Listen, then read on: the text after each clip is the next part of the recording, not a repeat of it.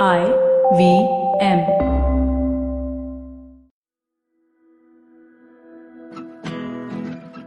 Hello everyone, welcome to Litnama. I'm Laxmi Krishnan, and on today's episode, we have with us someone who calls himself a closet poet.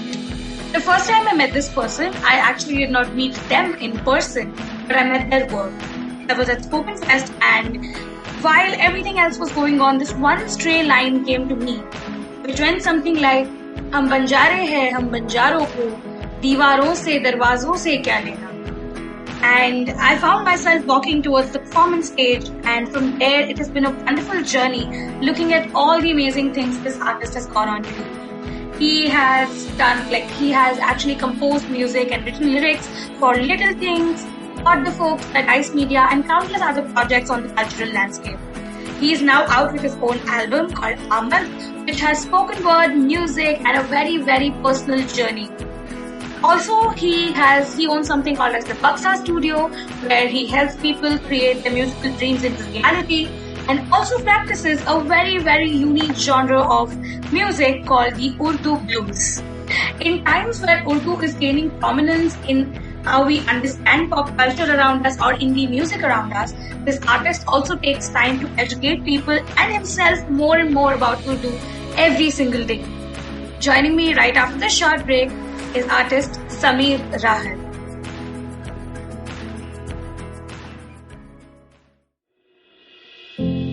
Namaskar, this is Ashish Vidyarthi. Yes, my friend, these are challenging times, but in these challenging times, we can create something extraordinary. Do take time to listen to my podcast, Begin the Journey, available on the IVM podcast, website, app, or wherever you listen to podcasts. Remember, we have a great opportunity called life. Cheers. Hi Sameer, welcome to Litnama. Hi, thank you. It's such a pleasure because for multiple reasons. For the first reason being that we're having this conversation and I've looked up your work for so long. And the second being, I'm a huge fan of the subgenre that we are addressing today. The last time we did this, Alif was on board. And this is such a homecoming feeling for me because I am really I don't look at this as a critic, which is the best thing that I enjoy because I'm a pure audience when it comes to Urdu poetry, music, and just everything that you do. So welcome. Thank you so much. Thanks for having me. Yeah, so you've been up to a lot of things in the lockdown, and the primary one being that you released your album lately. Yeah. And you've been promoting it. So I happened to even when you had put up initially that you are working on an album, and then when you released it, I initially thought that it's going to be like a music album because I usually listen to you in say your work with as a lyricist or your work with say Dice Media or your work at say Spoken. And then when I actually listened to the album, it opened with a spoken word piece. And I knew that I'm in for a surprise. So did you always want to do like a mixed media kind of an album, or did you always know that this is how Aamad is going to look, or did it just happen while you were working on other things? Well, I had this very clear idea about having two different mediums altogether because I recently discovered, which might come as a surprise to you, that I recently discovered that I'm a poet. And that was like 2-3 years ago, and then that is when before that I was a closet poet because of multiple reasons that we can talk about further in the conversation. But Aamad, from the very beginning, from the inception of when it came to me as an idea, I knew that I was going to recite some of my poetry into the album, and the whole inspiration behind that was because when I started performing 2 years ago. And when I started doing, I remember you pointing out that you heard me at Spoken Fest. And that is where I started reciting poem between my sets. And that was something really unique. And it was just like an experiment. I just felt like doing it while I was playing my songs. I just kept my guitar aside. And I started reciting a poem. Or Jab Ye Hua, so everybody was really enjoying it, and then I kept doing it during my sets. In fact, my sets became popular because of the fact that I recite a lot of poetry between my music. And I thought if this is what the audience is enjoying and paying for when it comes to my live gigs, why not put it in an album? And I don't remember the last time. And I'm a full-time music composer. I've been doing this for over a decade now, and I don't remember an album where there's poetry recitation happening like the way it happens in Aamad, for example. It's like proper poetry happening in Aamad. So yeah, that's so I always knew. Also, another very, very amusing thing that I find is, I mean, you come from such varied influences in life, right? Because you also have a whole heritage back home Yeah, that crazy. influence like a major chunk of your being. Then you have all your work in the film industry. So, I mean, these are two completely different soundscapes that you kind of come from. And I feel like your album sits exactly in between these two soundscapes because I remember in one of your interviews, you had said that this is not actually supposed to be like Urdu blues. This was supposed to be somewhere between folk, rock, and pop. Yeah. As you were going ahead. Yeah. But Urdu blues was something that, like struck me because being a student of literature, you're taught blues is something, that originated in, say, Harlem. And when you think of blues, you're supposed to think of a Langston Hughes or like a blues singer who's sitting in that bar. It's dim and he's just going on playing his music. Is Urdu blues also something that originated from there? Like, how did this fusion of cultures happen? See, so I've, like you mentioned, like I've been reading Urdu poetry and consuming Urdu poetry from the time I'd say when I didn't even know what that was. In the household it was happening all the time. Both my parents are Urdu poets, and it was like a part of my daily routine. It was not like something that I was consuming intentionally, which usually people do. Like you'll take out time as a leisure activity and pick up a book and read it. It wasn't like that for me. We'll do it in, like my mom would be making roti and she'd be like, "Arey, ek nayi ghazal aayi hai, sunega." And it was that common for me. But in terms of blues music, that is something that I got from my nanu. He used to listen to some records, and I remember him playing in the background. A lot of ghazals were being played when I was growing up. So for me, it was like a very subconscious consumption, consuming of these particular two different genres. And also when I even the Urdu blues thing, it just happened as a fluke, to be honest. Like I've been very lucky in my life. I really realize I'm really grateful that all these coincidences keep happening. So it was not a very intentional. I was not doing this intentionally. That I'll bring in blues influences and my ghazal influences and my Urdu poetry influences and make like Urdu blues. I was just reading a lot of Urdu poetry and I was listening to a lot of blues music. And one fine day, I happened to make a song that was a traditional blues song, which is Kya Lena. That's my first blues song that I made. And it had poetry. It had Urdu poetry in it. And when I started performing it, a lot of people came up to me and said, this is, blues music in Urdu. And that's how Urdu blues kind of was, it came into being, So it wasn't like anything that was intentional that one day I woke up and I'm like, मुझे कुछ unique करना चाहिए. Let's just come up with something that is extremely people don't know about, something like that. It just happened, And I think most of the things that we hear, even a movement like the the slam poetry movement, like you mentioned, Harlem, even that was it wasn't like an intentional thing. It's a very gradual process. When someone is coming up with something phenomenal, like a phenomena, it is a gradual process. It's not like an invention, like a discovery. It's not like that. Okay, one fine day I wake up and I'm like, oh, Urdu blues. Never happens like that. So it took me a lot of years. I would say that on one hand, it is still like a coincidence. On the other hand, if I look at it in hindsight, I realize that years and years of consuming both the genres and then finding that sweet spot, and then you're like, okay, I can call this Urdu blues. So I'm really happy about that, and people are liking it, and it really is unique and it's wonderful, And I really hope that a lot of artists who are playing blues or maybe singing in Hindi or Urdu can pick up this genre and take it ahead. You know what I mean? I just don't want to be this artist who's the only one playing Urdu blues. I really like people to come ahead and come forward and actually start playing Urdu blues so that it really becomes a movement. I'm astonished and I'm just like looking at the screen in awe because you are so self-aware, right? I mean, even the conversation that we were having before this, you were very aware as to why am I doing this? What is the purpose and what is the larger goal? A lot of Yeah. the times when artists just like jump head first, they don't really know what's going to come ahead. Like you have to be like a super meticulous planner. But I feel like in your your music, in your work, in your poetry, I feel like it all kind of seeps in gradually. Like Jaun Elia's poetry is in your album. And the first time I heard that, I was like, okay, I've heard these words somewhere. I know this, but where is this from? Because I had never heard like a musical rendition of it. The Yeah. same is with Rahat Saab's work that you rendered into song with Kalena, which was the first song of yours that I ever heard. And I, of course, remember then searching it on YouTube, hoping that it exists somewhere. And it did. Yeah. And I was so happy. And then you said up front that this is a piece written by my father, and I'm just trying to turn it into a song. And that that was crazy for me because I had read his work.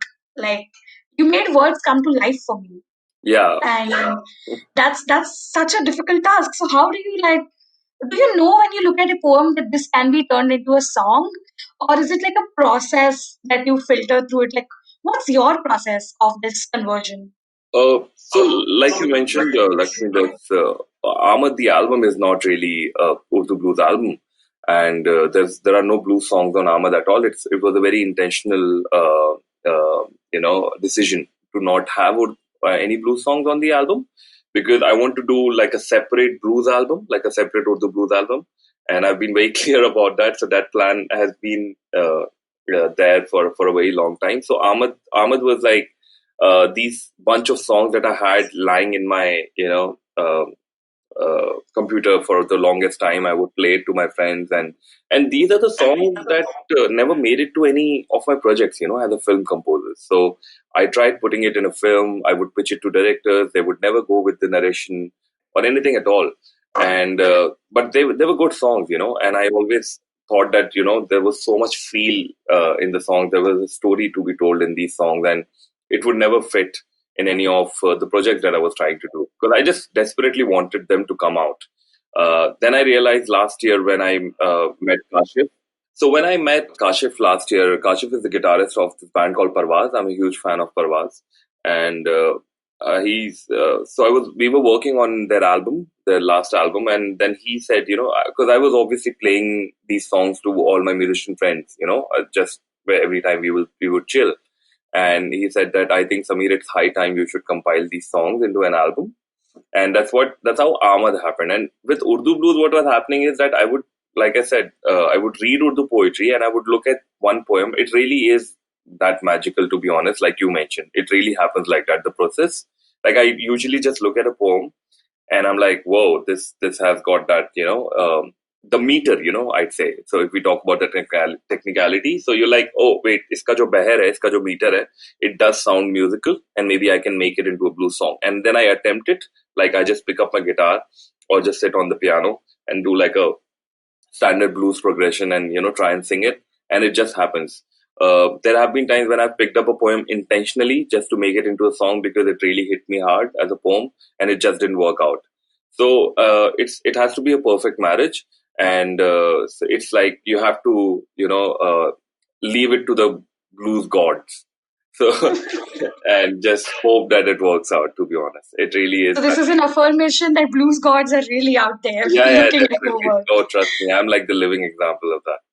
That is so cool because I remember like when I like I've heard your work, like your other work that you've done apart from Ahmed, and when I first heard that, it felt very personal, right? Because when I'm listening to you, like even in Khat for that matter, and you even try to challenge people's general listening habits, because this is something I remember you said that one of your songs, I think it's Hum Kaun The, is Yeah. like 6 minutes Yes, plus, like it's six almost minutes 7 minutes. 30. It's almost Yeah, 7 minutes. almost 7 minutes. Yeah. And almost 7 minutes is like a very difficult decision as an artist to take in times where people are constantly bombarding you saying that, hey, people's attention spans are growing lesser. Yeah. And that was a creative call that you took, which was difficult, but I felt like that's honestly my favorite track on the entire album because it it just goes on, and that's the beauty of it. Like I didn't want it to stop, and it did not, because there are most of the times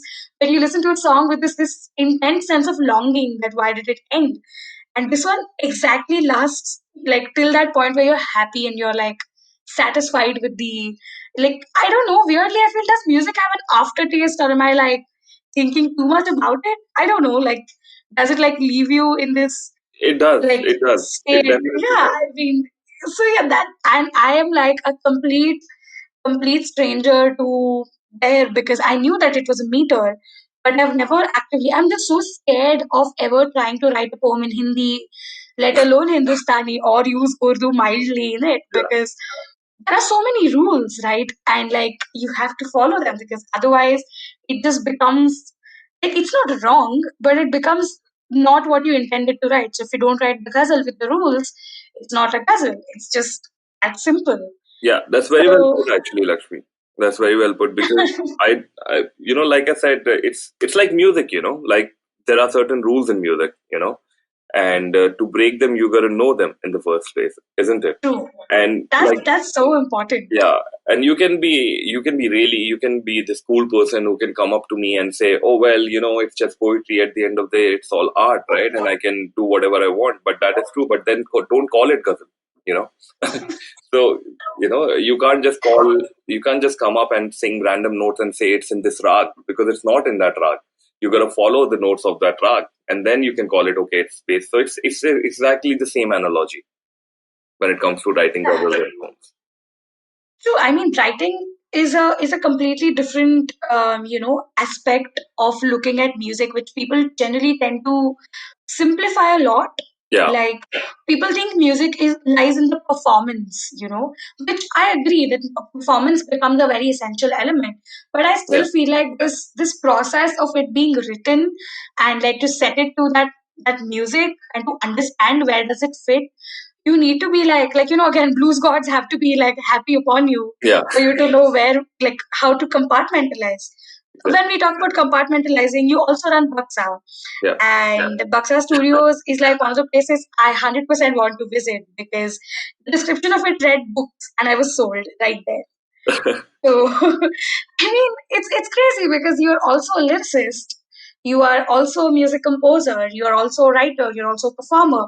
Do you feel like being all of these different roles really helps, or do you feel like sometimes it becomes too chaotic when you're looking at that pristine poem which is not turned into a song? Yeah, I think it's not chaotic for me because I know, like I said, like I've been very clear about one thing for the last 10 years is that I'm a musician first. I'm a film composer first, in fact. So my priority and my focus will always be, I mean, not always, but at least for the next 5 years or so, um, will be film music, and I love film, and that is what I studied in back in college. I studied film, and that is something that I want to do for good, for the next 5 or 10 years at least, and that's the kind of time you take actually to become a film composer. Um, so I'm looking forward to that, like, this long journey of finally getting this one film as a film composer to score it, um, hopefully before 40 or around that time, because that's the kind of time you take. So it's very different from making song for an Indian film, so yeah, that is something else. Like that is something that I'm very clear about in terms of lyrics, in terms of writing for others. Um, like I said, I think it's something that I've got in my heritage. It's something that I've lived with all my life, and words come really easily to me, which I'm really grateful of. I think I should be grateful to my mother and my parents and my nanu and so many people uh, around me. So writing lyrics has never been, which is bizarre, right? I shouldn't say it because it might just sound very snobbish or pompous, but it comes very easily to me. And the reason behind it is because I love reading. I genuinely love reading. So as a musician, um, when you're working in a studio for 8 to 10 hours, you're just consuming music, listening to the music. Your ears are getting tired. Your mind is getting tired. So my leisure work, obviously, my leisure activity cannot be my downtime time cannot be music, right? So, You're what I already mean? my favorite person. The moment you said I love reading, I was sold. So it's Yeah. okay. You know what I mean? So my downtime is not listening to music, and people usually when they relax, they listen to music. But for me, it's like Yeah. I can't because I've been listening to music because I work, I make music. So I read, and that's my downtime. So I'm reading a lot, and when I'm reading a lot, it obviously, as you'd know better because you write too, and you'll see like the more you consume, the more you can, it's like inhaling and exhaling, right? True. So for me, it doesn't really get chaotic. Definitely running a studio, it does. I run a studio called Baksa, and we do a lot of advertising work, a lot of short films, background score for that. That becomes a little chaotic because I've got some people who work with me, and they take care of some work, and then I have to, kind of look after everything. So that becomes a little chaotic, definitely. But in terms of writing and also doing this, it's beautiful. Like I remember I telling my mom one day that what if I become this person who's a jack of all trades and king of nothing. My mom, and then my mom was like, look at Vishal Bhardwaj sir, or look at there are Yeah. so many examples who are doing brilliantly at what they do, isn't it? So it's not like I was very conscious about this, to be honest. I was like, I should just focus on being a film composer and I shouldn't perform as much or I shouldn't write. And when it comes to performance, Lakshmi, I love performing. I mean, that is how I started music with Joshish, my band. I love Right. being on stage. So when I started performing again, there was like a gap of 2-3 years I had not performed. And when I started performing again as a solo artist at Sameer Rahat, it just made me alive again. That feeling is I can't compare it to anything. So I can't stop performing now. So it's like a lot of things, but then it's okay, I guess. There are like too many notes in my head right now. So the first thing I want to put out is I feel like this entire binary of, master of one trade and like jack of all trades was built by somebody who, like, wanted to maybe give a justification to their parents as to why Sharma ji ka beta is doing better. Because as an artist, you cannot contain yourself to one form, is what I believe. Yeah. Because, like in my personal journey as well, I've experimented with certain things only to then find out I'm not good at them. And that becomes a very important lesson, right? When you know that you're not something, you at least know what you are Yeah. in the exchange. Like, I cannot paint, I cannot sing, but I know I can write. So, you know what? I would focus better on maybe I should write better because I can't sing. So, things like these are really, really essential. And the other thing that you said about it's going to sound very pompous if you say like writing comes easily to you, there is another way I look at this. So, like, whenever I imagine like how your entire journey with writing has been, it was such a daunting process as well, right? Because you are like looking up to two legends on a daily basis. Oh my God, tell me about it. And like the amount of pressure that puts on your head to And the kind comparison, of like, the constant comparison, it's mad. yeah. Does it still come your way? Like, are you expected, like mentally, is that a It filter that's does. still It on? does. Or Yeah. over the years, does it get easy? No. It has. I think it's going to be there. It's the time I'm alive. Because it really is. It's insane. My mother Anjum Rehbar, she's a legend. She's the biggest Urdu. I'd say Urdu poetess alive in the world right now, and it's mad because uh, she's my mom, and I would speak to her on the phone very normally, and then I would see a video of her with millions and millions of views on YouTube. People going crazy about what she has written, and then I'm like looking at my own work and I'm like, whoa, she's been doing this for over 40 years. And I've just done this for 4 years, like professionally. And yeah, I mean, that's what I said, Remember, I said in the very beginning of a conversation that I recently realized that I'm a poet. For me to even realize and say that I'm a poet, I've been writing for 15 years. I've been writing for 15 years. But I was a closet for poet for at least 16 or 15 years, and like really, like at least actually 10, 11 years. Yeah, 15 and 10, 11. So sorry about the mathematics there. Yeah. But what I'm trying to say is like I've been a closet poet for the longest time is exactly because of what you said, because it was so daunting for me. It was just so weird for me to even say that, hey, listen, I write. For me, my escape was being a musician, to be honest. That, my mom and dad, they're poet, but I'm not a poet. I'm a musician. So so it's been crazy. But then you can't stop the words, can you? You can never stop the words. True. Yeah. And another very fun observation that I had was like you said that your respite from listening to music is reading. But surprisingly, so in my house, nobody, like I didn't grow up with like a like like a lineage of music. Like you said, your nanu played you the blues. In my family, there is like very little passion for arts. Like they're very mathematical people in general.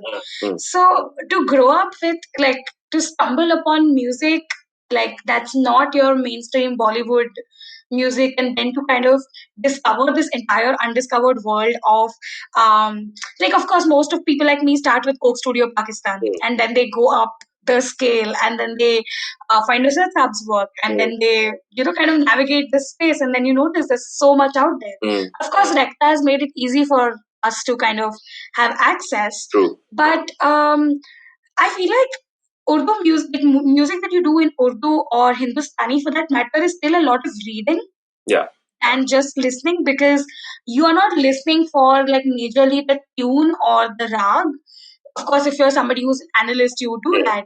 But I feel like you're also constantly reading the words of what is being said. Yeah. Because it is supremely essential to the construct of the form itself that the words are supposed to be put a certain way for them to make an impact, as opposed to just like a 4x4 pattern that you could repeat over time. So do you feel like you also read music? Like, is reading then really your respite because you're always reading? Yeah, I mean, it really is because, like I said, when it comes to ghazal, like you'll see like how there are certain pillars of writing a ghazal. A radif or a kafiya or a bahr. Bahr is basically the meter, and for a ghazal, the bahr itself is like one of the most important pillars. And all the greatest poets, they've followed a bahr very strictly. And when you read a poem, just in the book, you know that it's so musical. Even without the music. So just because of the meter being so perfect, it's crazy when you do that. So I do that too. Actually, when I'm reading, I'm actually kind of consuming music itself through the meter of it or through the rhyming scheme of the ghazal itself. So yeah, definitely. So I mean, I'm reminded just in time when it comes to reading. Before we jump into a really short break, would you like to read us something that you've written? Yeah, sure. Do you want me to do it right away, or do you want to like? Yeah, sure. And then that will be like a great time to then go for a quick. Perfect. Okay. So maybe I can read a poem that I put on my album. This one's called "Jo Bhi Hai Mera Hai." Yes, that's my favorite. Please go for it. So this is a poem from my album that I've just recently put out. We were talking about it, Aamad, and I'll just read that one for you. एक कमरा है और खूब अंधेरा है, जो भी है मेरा है. एक कमरा है और खूब अंधेरा है, जो भी है मेरा है. उस कमरे में मैं हूं और ख्याल तेरा है, जो भी है मेरा है. दरवाजे और खिड़कियां घुल गए हैं दीवारों में. दरवाजे और खिड़कियां घुल गए हैं दीवारों में और छत पर यादों का डेरा है, जो भी है मेरा है. दराज में एक पुरानी डायरी है.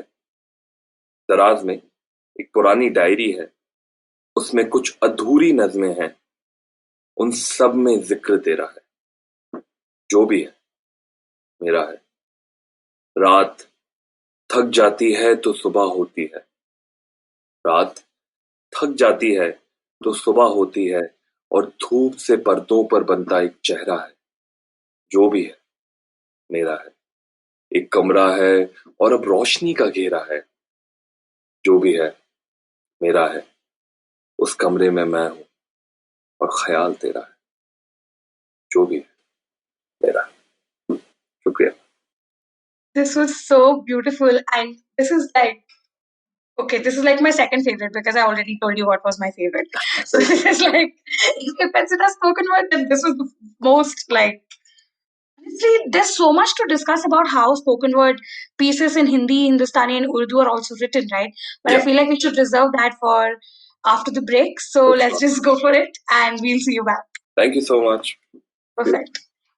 Hey, everybody, welcome to another great week on the IVM Podcast Network. If you're not following us on social media, please do. We're IVM Podcast on Twitter, Facebook, and Instagram. I'd like to thank our sponsors this week, Paytm Money. It really has been a great week this week. We've had two of our first international cricketers show up, people who have played for their respective sides. We had W.V. Raman come on Edges and Sledges, the cricket podcast. If you haven't heard that, you should be listening to that if you enjoy cricket. It's really one of the best out there. And you should also definitely check out Monty Panesar, who showed up on Cyrus Says. That was another really interesting conversation that occurred. If you haven't been listening to a few of our shorter shows, please do that as well. Ashish Vidyarthi has been doing a great job for us. We got 30 episodes now on Begin the Journey. I think you'll really enjoy that show if you haven't listened to it. It helps you with understanding what's going on in this tough time and how to deal with it from a mental health perspective. We've also had some really fun stuff come up on the Smile India show. Shifa's been doing a lot of really good stories over there. Things would just make you happy, so definitely do check that out. And on the more serious side, make sure that you're checking out our regular shows like the Pragati podcast, All Things Policy. They're definitely going to keep you up to date on what's going on in this COVID world. And with that, let's get you on with your show. So, welcome back after that really short break. I know we left at the brink of a lot of interesting things. One of the most favorite discussions artists across the country like to have today, that is the newer influences on different art forms. And what I personally believe, since the last decade or even more than that, I've seen this inward turn of sorts. Okay, like people are turning towards music that's produced here. And that's not Bollywood music that we're talking about, and listening to indie music is cool, and people are actually aware about the people who are in this scene as opposed to just knowing the music. Or maybe it's just because that I grew up around the time when Agni was the craze, or when a lot of indie bands were the craze, and then you kind of voids into an Ankur Tiwari at some point. So but do you feel like there's this very, very strong, prominent influence of Urdu that you can see on most of these up-and-coming art forms in India? Yeah, yes, I definitely do. And what has happened in the previous, I would say in the last couple, at least 5 or 6 years or so, and when I say this, it'll resonate with you because Urdu and Hindi, the language as a language, it has become cooler to sing in Urdu or Hindi. If we talk about the biggest bands in the country right now, which is Parvaz or the Local Train or Ankur Tiwari or Pratik Kuhar itself or whoever you want to like, the biggest indie artists, they all sing in Hindi or Urdu. You give me, the Yellow Diary, for example. There's so many of them. Alif, Hindi, Urdu. Just look at them, all of them. So when the whole indie scene started, it wasn't that big for the very, very simple reason because almost every band was influenced obviously from a Western culture, right? And they were only singing in English, which is not the language of a nation. It's not the language of the people. And that's why it was not a big scene because obviously you were singing in English and not all the people are listening to English music. They might know English because they went to an English medium school, but not necessarily they're consuming music in English. Yeah. And now the biggest bands are actually singing in Hindi and Urdu. So obviously the scene will become bigger because now you're catering to a bigger audience. People who are only listening to the Indian film music, they will also listen to your music because you're singing in their language. I mean, just imagine why are the American bands or the English bands are the biggest bands, because they're singing in their own language, So it's as simple as that. And that is the core reason I believe that it's becoming bigger. And the fact that more and more regional bands, like bands singing in the regional languages are coming up. It's only going to get bigger from here, films like Gully Boy have really opened up the scene. And when I talk about music, I just don't mean rock band. I'm obviously talking about hip hop scene also, and anything that is literature basically. And you'll see the regional language scene in the hip hop scene has become so big. It's huge now, and rap scene has been around for such a long time. It's not that we didn't have any rappers or hip hop artists back in the day, but they were all singing in English. So you see how this is directly related to singing in your mother tongue or your regional language, everything. I mean, that's like something that you just said that boggled me up was the fact that it's such a simple thought, right? Like English bands become popular because they sing in English, which is like a widely spoken language. And that's what really helps, because we had this very, very hilarious discussion at Spoken Fest this year, the one that happened. Local trainers performing, and people in the audience were actually literally screaming the lyrics out. And most of their words are influenced from Urdu more than they're influenced from Hindi or Hindustani. And my friends were like, 50% of these people do not even speak in Hindi on a regular basis. Like, when we were supposed to study Hindi in school, maybe a huge chunk of the crowd, which now sings along to local train, frowned at it, because it was something that was forced upon us in schools in Mumbai. And now here you are standing in a crowd, like almost a mosh pit of people, and you're just saying every single word right. Like, you know what aftab means, you know what dil nawab means, and it's crazy. But do you feel like, so personally, I've met a lot of artists who believe that Rekta has really given a different direction to accessibility of language and literature in Urdu, because there's one of my favorite group of artists, they're called Sukhan, and they do a proper mushaira meets music meets storytelling, and they explain how and these are all people who lived and grown up in Pune and are born and brought up Maharashtrians who do Urdu.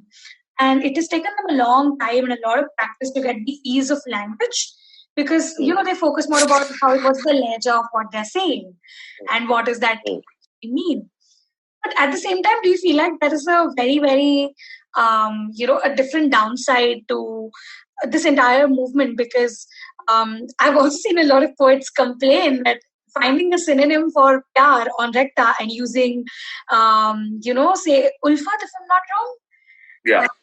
Ulfat in a random poem does not make it an Urdu poem.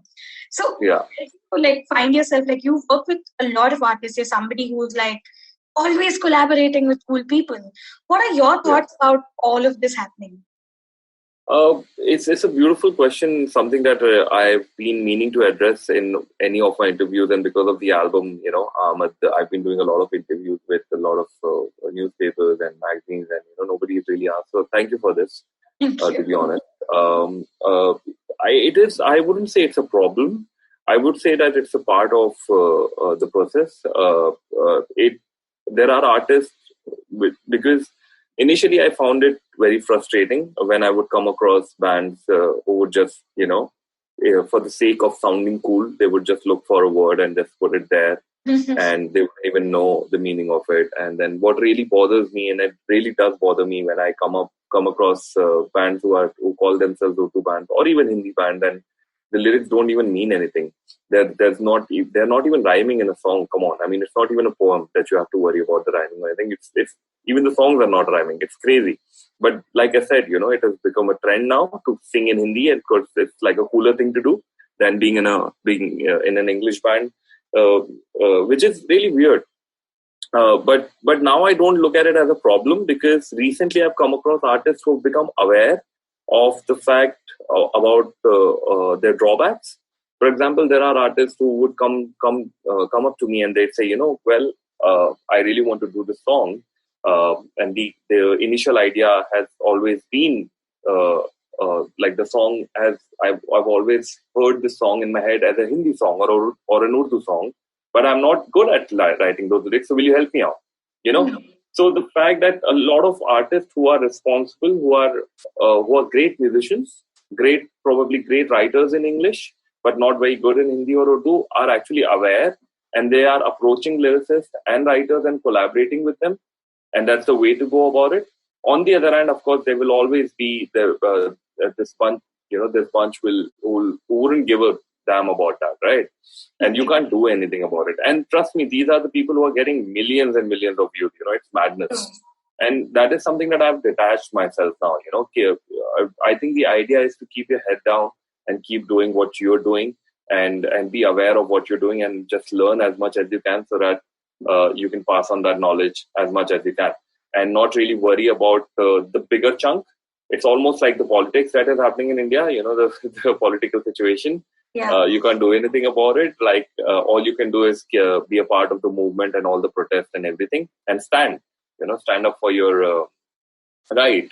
And that's exactly what it is, even in the literature and the music scene. You gotta keep doing, like we mentioned about how Hum Kaun The is a 7-minute long song, but there are in the world of 3-minute chart busters, but that doesn't stop me from, and it was not even intentional. I just wanted to do it, and that's where my aesthetics lies. So why not?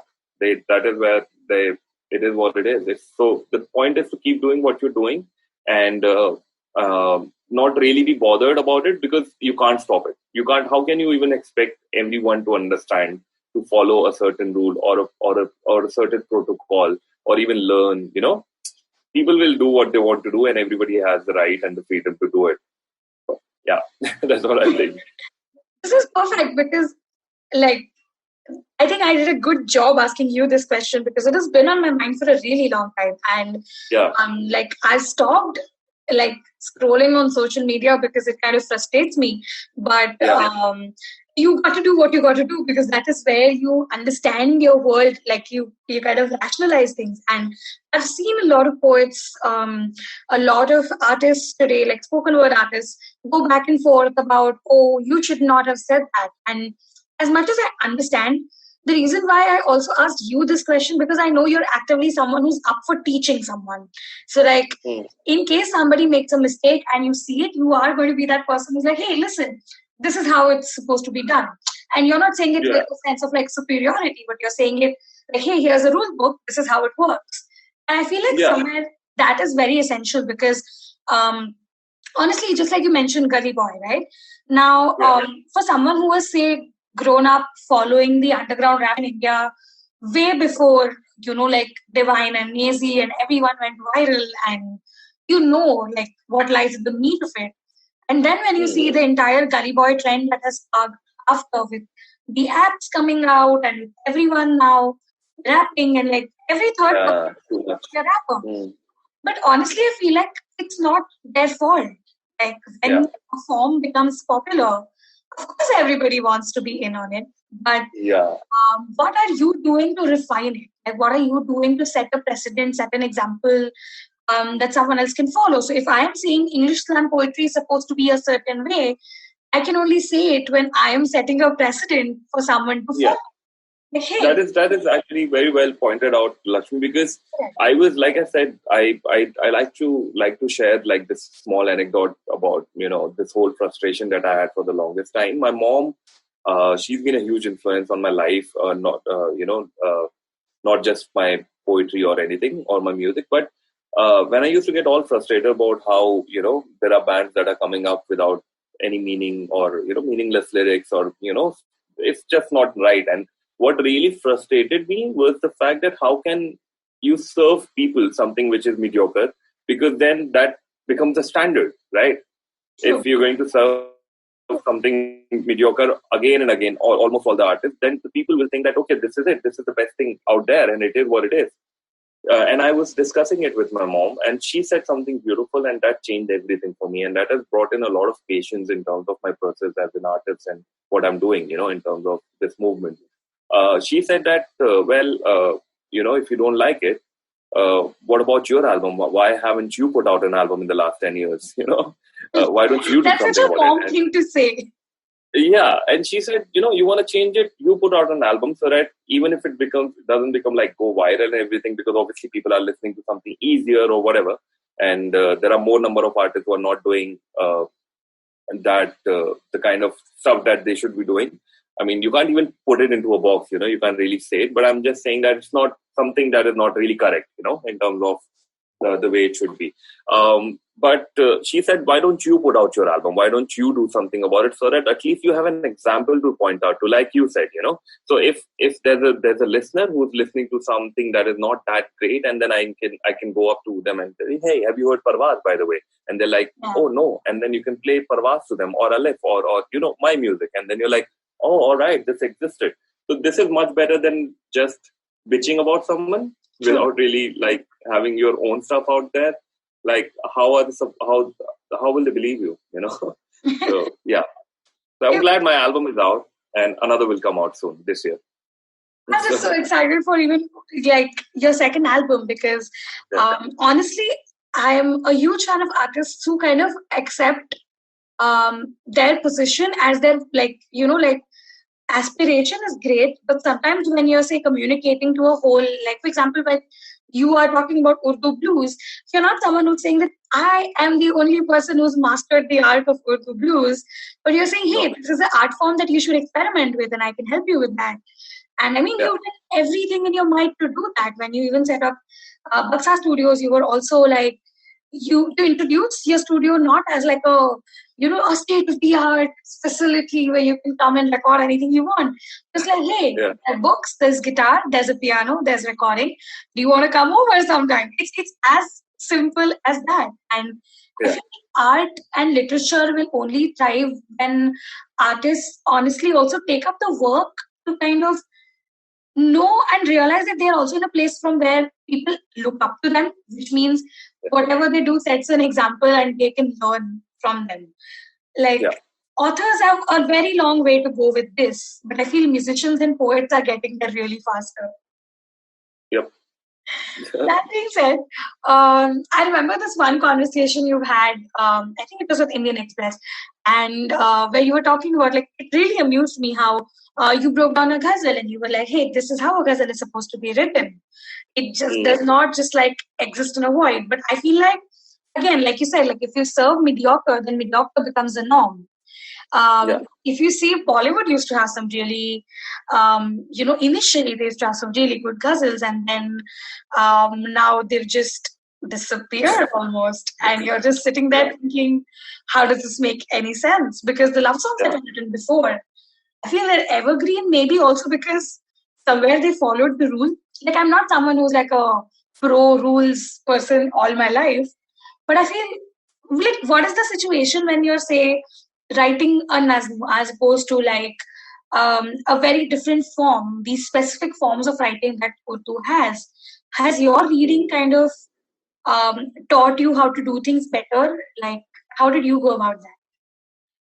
Yeah, I think, like I said, like ghazal is something that that is a culture in itself. It's a form. It is of course a form of poetry, and it is a form of poem. But there's a certain set of rules that you have to follow when you're writing a ghazal. Like we have in English literature, when we are writing a poem, there's a rhyming scheme, right? A, B, A, C, A, D, whatever. That kind of rhyming scheme. The ghazal also has certain rules. And to call a poem a ghazal, you have to follow those rules. It's as simple as that, So, and there are times people take that freedom. Obviously, people have all the right to take the freedom to do anything they want to when they're, expressing themselves. But then you can't call that a ghazal. It's what I always, it's something that I remember. My brother is also a poet. I remember him commenting on one of these threads on Facebook, where one of the guy has written that he was certainly a poet or a writer, and he said that people should stop pointing out what a ghazal is and what are the rules to be followed, because people just want to express, and they should be allowed to express themselves. And then it became like this long chain of discussion. And my brother came and wrote this comment where he said that people definitely have all the right to express themselves, but then do not call it a ghazal, call it a thought or a poem, and it's simple. Of course, they have all the right to do anything. It's like playing cricket, and then you go out there and you're like, we're going to call this a boundary, and you can't call it cricket then. You just call it gilli danda, and because there are no boundaries, So it's as simple as that, to be honest. And so you have to follow Radif, which is so there are like two rhyming schemes in a ghazal with a Radif and a Kafiya that you have to follow. There's like a Matla, which is like the first couplet of a ghazal, and then there's a Makta where the poet, it's beautiful, like, as a form. And the Makta is basically the last couplet of the whole ghazal, where the poet ends up using the pen name, the takallus. So it's such a beautiful form of poetry the moment you dive into it, and you're like, oh my god, I can't wait to write a ghazal. And then you follow the meter, and it's so intricate and so rhythmic. it's just a beautiful thing. And like you mentioned, back in the day when ghazals were the norm, they were the thing. They were like the trend, even in the Bollywood music scene. And now they've obviously disappeared because things have become very contemporary and modern and experimental. But I'm trying my best to bring ghazals back in the scene through my Urdu Blues music. I even the web series that I've been scoring, I ended up making a ghazal for this series called What the Folks. So I gave a ghazal. Like, it's really weird for a modern composer to actually make a typical old school ghazal composition, and actually had Talat Aziz Saab singing it, and we recorded the whole thing live. It was incredible. So I'm trying my best. And there are other artists that I know of who are into ghazals, and they are trying their as composers trying their best to have ghazals. So it's beautiful. I think somebody has to do it, and then people will follow for sure. So yeah, that's that. That is such a beautiful thought, because I feel like this entire bit of this conversation itself was so poetic. Like, right from like what is a ghazal to how do you write it. I believe you have written a ghazal last night. Like, I would love to listen to that. Like, is it like a finished product, or are you still working? It's not actually. So that's what what happens with the ghazal, Laxmi, is that you come up with a matla, which is the first sher, which is like the core. And another beautiful thing about ghazal is, when it comes to a poem, you'll realize that how a poem is just usually most of the time is talking about this one topic. It has a flow and it has a story to be told, right? Yeah. Like, it'll talk about something and it'll go and it'll have a point A and it'll go into the point B most of the time. Yeah. And with a ghazal, the beautiful thing about it, so if a ghazal has like 5 couplets, for example, all of these 5 couplets can independently talk about 5 different things. And that's the beauty of ghazal, So you're reading one ghazal and there's a couplet about politics, there's a couplet about love, and it's mad. And still is a single piece. It still is one piece of poetry, a poem, it's mad. So that's a beauty. But the one that I've written last night is just one couplet. I still have to finish it. I can decide that. Or I could also, like one of my recent ghazals that I've written, I can decide that. Whatever you want. Honestly, I'm game for both. So that works. So I wrote this sher that I wrote last night, and I will finish it very soon. And when I do, I'll definitely make sure that I share it with you. Perfect. This is just one ashar, which is just one sher. It's goes like this. सोचता हूँ इस प्यार का क्या मतलब है? So there will be a word in this sher which is mustaqil, which means constant, continuous, mustaqil. Okay. So सोचता हूँ इस प्यार का क्या मतलब है? सोचता हूँ इस प्यार का क्या मतलब है? मुस्तकिल उलझने यार का क्या मतलब है? So this is a sher that I wrote last night. Basically, yeah. So it really kind of talks about how I keep wondering what love is, and I keep wondering this constant tiff that I have, conflict that I have with my lover. What is it? So this is the thought behind it. And so there's another. So I'll finish it. Maybe I'll have different thoughts for different couplets, and that's the beauty of ghazal. But I can decide another ghazal that is a proper ghazal. Perfect. Which is, yeah. So this one's called Ab Bhi Nahi. दुनिया को जानते अब भी नहीं, दुनिया को जानते अब भी नहीं, तुम कहाँ मानते अब भी नहीं, दुनिया को जानते अब भी नहीं, तुम कहाँ मानते अब भी नहीं, मुझको तुम जानते हो पहले से, मुझको तुम जानते हो पहले से, मुझको तुम जानते अब भी नहीं, मुझको तुम जानते हो पहले से, मुझको तुम जानते अब भी नहीं, आ गया है सामने वो खुलकर, आ गया है सामने वो खुलकर, उसको पहचानते अब भी नहीं, उसको पहचानते अब भी नहीं, और तेरे तंज और तेरी बातों का, तेरे तंज और तेरी बातों का हम बुरा मानते अब भी नहीं. So this is a ghazal that I wrote last year. So call up the name. That is so beautiful. I mean, for people who say that For example, this is a case which says sonnets in English, right? Where you're supposed to follow the meter and like the two parts, and there has to be this moment of twist in your sonnet and all of that. Surprisingly, these forms are the most liberating forms that you could ever write in, despite all the rules that exist. Because somewhere free verse confuses me. Like I write free verse a lot, but me too. But you don't always see that definite endpoint, right? Like you know that there is something coming towards the end, but you can't figure out what it is. And free verse also gives you that kind of a closure very quickly, that you can decide where you want to stop it. But say with a sonnet or with a ghazal, it has to. It has an ending. Even before you've written the first share, it knows where it is going, and it intuitively leads you on to that closure. And I feel like that is more fulfilling than the ending to a free verse. Wow, okay. Yeah, definitely. I think they both have their own, like, I remember, like, I didn't write a ghazal for the longest time, and I didn't call myself a poet because I wasn't writing ghazals at all, because of the fact that I didn't know the form. I didn't understand what it was, and I had to study it. And so I studied it first before I started writing a ghazal in the first place. But before that, I was writing a lot of songs, I was writing lyrics, I was writing a lot of free verses. I've done nazm all my life. I've written nazm all my life, like a free verse or free prose. So definitely, like, there are rules, but it's as much fun when you actually do it. It's beautiful. Wow, this conversation has gone from like a personal journey with an album to like what is happening in the entire Urdu literature space. It's so amusing how everything is. We're living in times where we say the personal is political, but I feel like over the last 2-3 years, that has come to life very, very objectively. Like in times like these, being an artist itself is a very, very brave move to make. To just have the ability to voice your opinions becomes such a risk, especially with music, which is distributed even faster than most of the other mediums.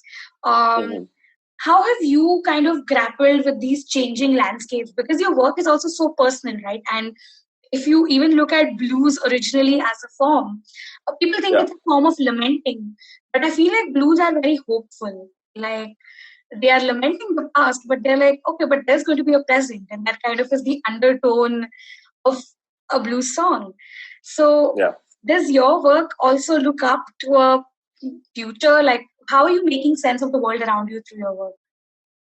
It definitely does, because I feel like that everything that I've been doing, I've been doing it because of the very sole reason that it's going to stay when I'm not there anymore. And when I'm gone, I really want people to probably listen to my music and actually feel something. It doesn't have to necessarily inspire anyone to do something, but it definitely has to make a person feel something when I'm not there anymore. That's the personal agenda. When it comes to, bringing a change, I feel like everything that I've been doing, even when it's Aamad, which is like a very personal journey, and it comes from personal experiences and whatever that I learned from traveling, meeting people, and my relationships. It still holds the message about how we are as people in a relationship and with people.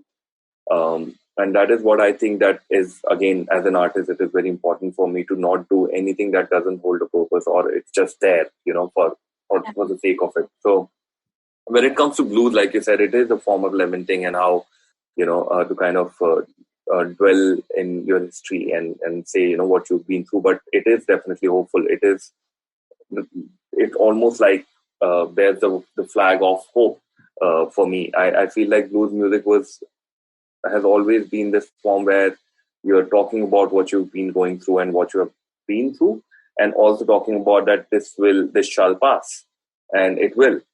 And even the songs that I pick up, most of it, even in my blues project, they do actually hold a message. Be it Kya Lena, which is a very political, it's quite political, the whole poem itself. Yeah. And I've picked up a song by Faiz Ahmed Faiz, which is Bol Ke Lab Aada Tere. I've made a blues version of that. I'll share it with you. And so for me, it's very important to actually put out a message, especially through, if not my film music, because in film music, you're restricted. You're hired to help uplift a certain narrative of someone else.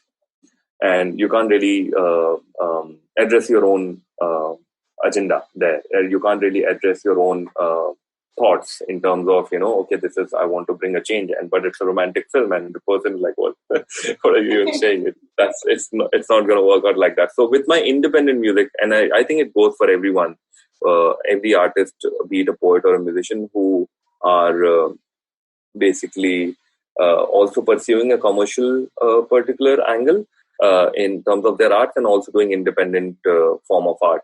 It goes for all of them that I think through our independent side of things, we kind of try to do and say things that we cannot necessarily say through things that are actually making us a lot of money, or the commercial side of things.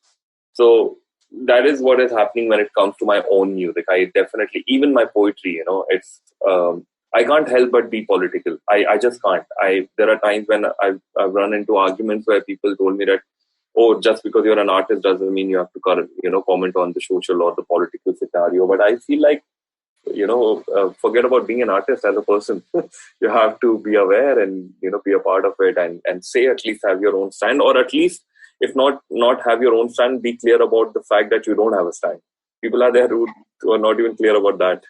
So, so for me, it's very important to have a message in everything that I say. It doesn't have to be very political. It can be a very personal message also about relationships, about how we are as people. Like Hum Kaun The was a very simple decision. Like what a song, what a poem. And like Aamad has all the songs written by me, but just Hum Kaun The by Jaun Elia Sahab, because it just fit into the whole concept of the album so well. And it talks about, us as people. We, especially when we are artists, we are thinkers, right? We think a lot, and we overthink a lot of times, and we dwell in the past, and we are always thinking who we are as people, or who were we. And that's exactly what, resonated with me when I read Hum Kaun The. It's very important for me to say something. It can't be just a random song saying nothing.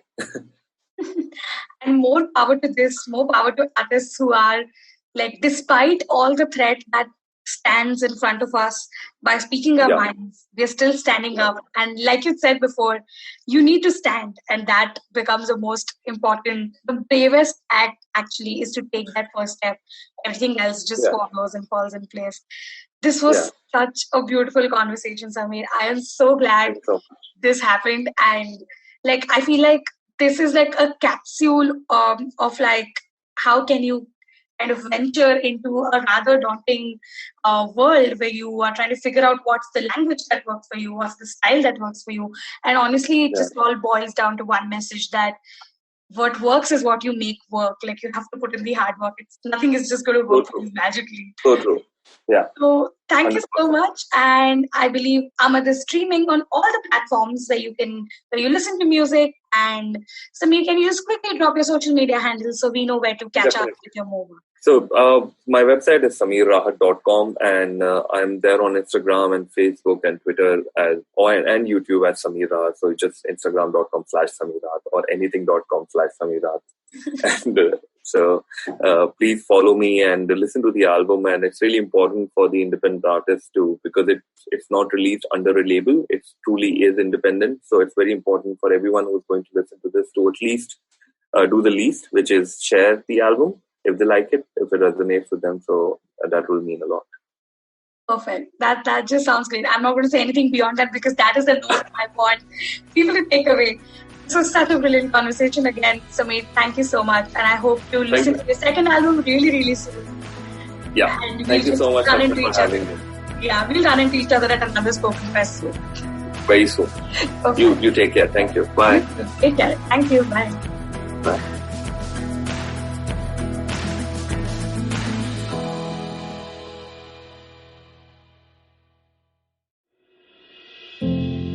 Namaskar, dear Bandhu. My name is Ashish Vidyarthi. These are truly challenging times, and in these times, we need hope. Do take time to listen to my podcast, Begin the Journey. Available on IVM Podcasts, website, app, or wherever you listen to podcasts. Remember, there is hope, because there's one life and we are alive. Hi Hi guys, this is Ayushi. And I am Ritasha. And welcome to Agla Station Adulthood. It's a fun podcast we've got going on, and we'd love for you to tune in and enjoy with us. Join us as we stop at various stations and discuss different topics that seem to be bothering us and hopefully Dating, you as well. relationships, beauty, just being an adult, lots of different things. We don't have a great grip on it, but we've done okay so far. Catch Agla Station Adulthood every Thursday on the IVM app, the IVM website, or wherever else you get your podcasts.